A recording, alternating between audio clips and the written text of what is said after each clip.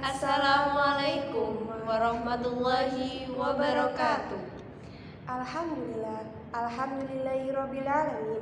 Wabihi nasta'in wa ala umuri dunya waddin. Wassalatu wassalamu ala asrafil anbiya'i wal mursalin wa ala alihi wa sahbihi ajmain, amma ba'du. Yang terhormat kepada Ibu Halimatus Sa'diyah selaku Ketua Dinas Sosial, dan kepada staf Dinas Sosial yang saya hormati juga. Perkenalkan, saya Vina Uswatun Hasanah dan saya Syifani Anissa Fitria. Kami sebagai fasilitator mempunyai tugas untuk memberdayakan masyarakat dan mampu untuk mandiri dalam desanya. Masing-masing desa memiliki problematika, sejarah, dan potensi yang ada. Dan Desa Wonogiri memiliki sejarah yang unik serta kaya akan potensinya. Maka dengan ini kami akan memaparkan mengenai kondisi dan situasi yang ada pada Desa Wonogiri, Kecamatan Kajoran, Kabupaten Magelang. Desa Wonogiri, Kecamatan Kajoran, Kabupaten Magelang, Jawa Tengah, yang merupakan desa yang dulunya hanyalah sebuah pegunungan dan hutan yang belum ada penghuninya. Kemudian pada tahun 1905, mulai ada masyarakat yang menghuni daerah tersebut, di mana tokoh pendiri utama desa ini ialah R. Jogonolo dari Kasunan, Yogyakarta. Berikutnya menunjukkan peta Desa Wonogiri, di mana luas desa ini sekitar 315 hektar. Dengan luas sekitar 315 hektar, Desa Wonogiri ini memiliki dusun-dusun, di antaranya yang pertama Dusun Tuanan, yang kedua Dusun Ngemplak atau Bleber, yang ketiga Dusun Salaan atau Tangkil, dan yang keempat Dusun Sabrang atau Bompon. Itulah sejarah singkat mengenai keberadaan Desa Wonogiri hingga sekarang ini. Kemudian selanjutnya, dari hasil riset mendapatkan dua narasumber, yaitu Ibu Atul dan Ibu Atik. Ibu Atul ialah seorang pedagang yang berusia 40 tahun dan mengikuti organisasi PKK.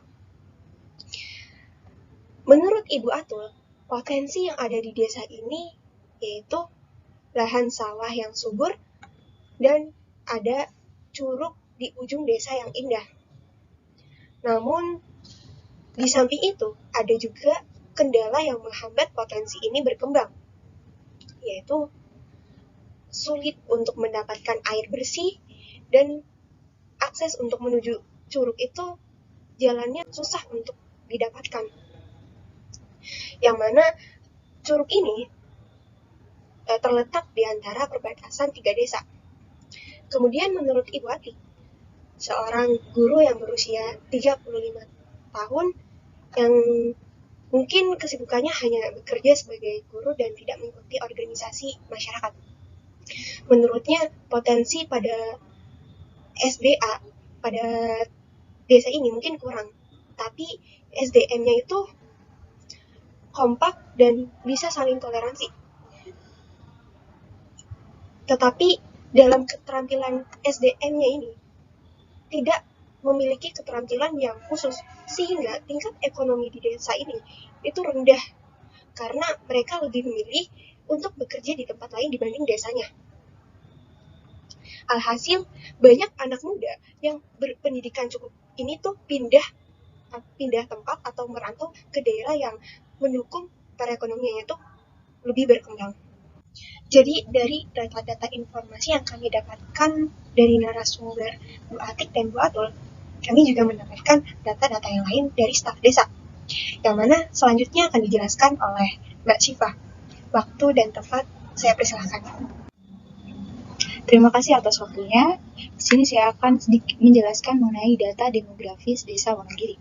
Desa Wonogiri merupakan sebuah desa kecil yang berada di Kecamatan Kajoran, Kabupaten Magelang, yang memiliki penduduk sekitar 2.519 jiwa, dengan rincian gender laki-laki sebanyak 1.275 dan perempuan sebanyak 1.244 jiwa. dengan rentang usia sekitar dari 0 hingga 90 tahun, dengan rata-rata usianya 20 hingga 60 tahun. Namun, sayangnya, pendidikan di desa ini masih cukup rendah, dengan rata-rata pendidikan terakhirnya yaitu hanya tamat SD. Dan yang dapat berhasil melanjutkan ke perguruan tinggi hanya sekitar 47 orang, dari jumlah penduduk yang sekitar 2000-an orang itu. Pekerjaan penduduk desa Wonogiri yaitu sebagai petani, lebih tepatnya sebagai petani di sawah. Agama yang berada di desa Wonogiri semuanya beragama Islam. Selanjutnya yaitu status ekonomi sosial masyarakat desa Wonogiri. Nah, warga desa Wonogiri sebanyak 50% dari 2.519 orang yaitu sudah mampu, dan 25%-nya kurang mampu, dan yang berkecukupan 25% juga. Nah, dengan adanya kita menggali potensi, memberdayakan masyarakat desa Wonogiri ini, harapannya kita mampu untuk menghilangkan 25% yang kurang mampu menjadi mampu, atau bahkan dapat membuatnya sebagai berkecukupan semua. Ekonominya dapat naik dan semuanya sudah berkecukupan. Nah, selanjutnya yaitu data geografis desa Wonogiri. Desa Wonogiri yang memiliki luas sekitar 315 hektar memiliki data geografis yang sebagai berikut. Memiliki jalan menuju desa, memiliki jalan lingkungan, dan jembatan desa.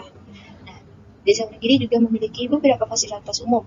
Walaupun fasilitasnya itu belum lengkap, tapi sudah cukup untuk saat ini, yaitu fasilitas pendidikan dari tingkat TK hingga SLTP. Kemudian ada juga fasilitas olahraga seperti lapangan sepak bola, dan selanjutnya ada makam, MCK umum, masjid. Nah, mungkin hanya itu saat ini fasilitas yang ada di desa Wonogiri. Harapannya fasilitas yang lain akan tumbuh dan dibangun di desa Wonogiri seperti perpustakaan desa atau semacamnya. Selanjutnya di desa ini terdapat sekitar kurang lebih 755 rumah yang tersebar dari desa Wonogiri ini. Dan desa Wonogiri memiliki 4 batas dengan desa lain. Yang pertama, yang berbatasan di daerah barat, yaitu Desa Wubuharjo, Kecamatan Kajuran. Batas sebelah selatan, Desa Margoyoso, Kecamatan Salaman. Batas sebelah timur, Desa Kaliabu, Kecamatan Salaman. Dan batas sebelah utara yaitu Desa Kuaderan, Kecamatan Kajuran. Yang selanjutnya yaitu performance desa. Nah, penghasilan desa Wonogiri itu berasal selain dari pemerintah, juga berasal dari palawija dan kayu keras dengan omset bisa mencapai 10 juta per bulannya. Namun omset itu tidak selalu sama di setiap bulannya.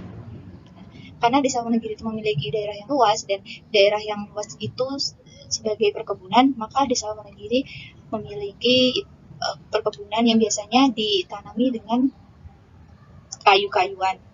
Selanjutnya, kapasitas organisasi. Di organisasi Wonogiri itu terdapat PKK, ibu-ibu PKK di desa Wonogiri. Terus juga terdapat kelompok kesenian topeng ireng yang berada di dusun Tuanan. Dan juga kelompok senior Rebana, itu merupakan kelompok gabungan yang yang berisi remaja-remaja desa Wonogiri. Dan selanjutnya terdapat KBT atau kelompok wanita tani yang berada di dusun Salaan. Nah, desa Wonogiri itu juga performanya memiliki tempat wisata. Di Wonogiri terdapat tempat wisata Ciblon atau kolam renang. Terdapat juga Curug Silantung atau air terjun. Nah, Curug Silantung itu memiliki keindahan alam yang cukup memesona dan masih asli tentunya. Nah, kendala yang ada di desa Wonogiri yaitu sulit untuk mendapatkan air bersih. Untuk kehidupan sehari-hari, untuk kebutuhan sehari-hari, di desa Wonogiri ini masih cukup sulit. Dan yang kedua, akses jalan yang sulit. Nah, akses jalannya tuh masih sulit karena desa Wonogiri itu berada di ujung Kabupaten Magelang. Apalagi akses menuju ke air terjun Cilantung itu masih sangat-sangat sulit. Selanjutnya yaitu gambaran masalah di desa Wonogiri. Yang pertama itu rendahnya pendapatan masyarakat desa karena tingkat pendidikan yang rendah dan tidak ada keterampilan.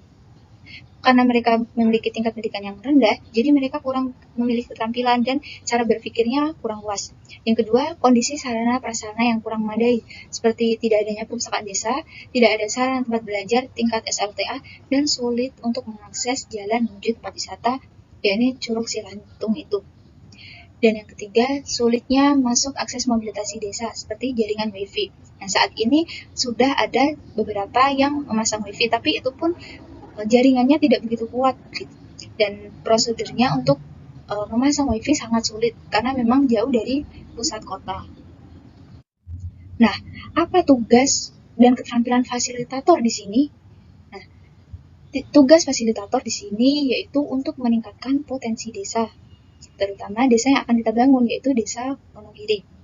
Nah, untuk meningkatkan potensi tersebut, seorang fasilitator harus memiliki keterampilan untuk melakukan pendekatan kepada masyarakat agar proses pemberdayaan itu dapat berjalan dengan lancar. Nah, keterampilan apa yang harus dimiliki fasilitator? Yaitu seperti kemampuan berkomunikasi. Kemampuan kita berkomunikasi, pendekatan dengan masyarakat yang akan kita ajak untuk membenahi desa itu. Yang kedua, harus mempunyai kode etik. Attitude-nya harus berempati. Kita tidak boleh cuek terhadap masyarakat setempat. Dan yang ketiga, fasilitator harus mempunyai kemampuan untuk mengetahui potensi, budaya, karakteristik pada desa yang dituju. Jika fasilitator tidak paham, tidak mengetahui potensi dan budaya di desa tersebut, maka seorang fasilitator tidak dapat untuk melakukan pemberdayaan di situ. Nah, karena pada dasarnya kita harus mengetahui dulu ada apa saja di desa itu. Terus karakteristik orangnya itu bagaimana. Jadi kita tahu cara melakukan pendekatannya itu bagaimana. Mungkin itu yang dapat saya paparkan. Selanjutnya akan saya serahkan kepada Mbak Vina. Kepada Mbak Vina, dipersilahkan.